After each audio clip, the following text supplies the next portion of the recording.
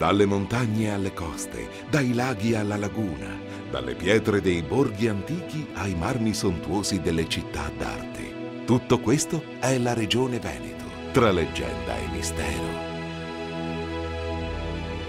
Le storie fantastiche, tramandate di padre in figlio, prendono vita in una manifestazione che fonda le sue radici nei miti e nelle leggende di cui la Regione Veneto fa da scenario e i veneti i principali attori. Leggende raccontate in quel particolare momento dell'anno, dalla notte di ogni santi e per tutto il mese di novembre, in cui streghe e folletti, fate e fantasmi vengono rievocati nell'immaginazione.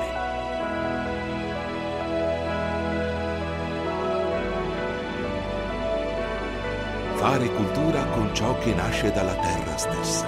È questo il principio di base da cui è nato il Festival del Mistero, spinto dai suoi ideatori verso l'obiettivo primario di tramandare nel tempo l'identità veneta attraverso una manifestazione dalla straordinaria valenza sociale.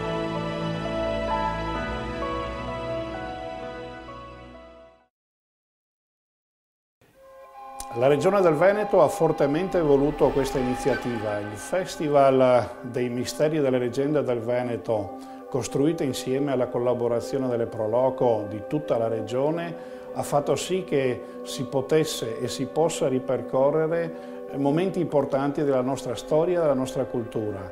Il descrivere attraverso la memoria delle nostre nonne e delle nostre mamme, i racconti di misteri e leggende che raccontavano appunto ai nostri figli e a noi quando eravamo giovani, diventano un patrimonio della nostra civiltà rurale, culturale e soprattutto agricola, che devono essere e devono rimanere impressi nelle nostre biblioteche attraverso anche questi video. Per cui un buon ascolto, una buona visione, ma soprattutto che resti un segno importante per il nostro futuro.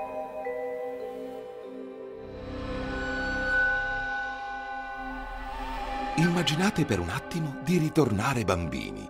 Aprite la mente ai misteri più nascosti. Preparatevi a cogliere ogni impercettibile essenza dei miti e delle leggende che hanno il gusto del passato. Siete pronti per Veneto, spettacoli di mistero.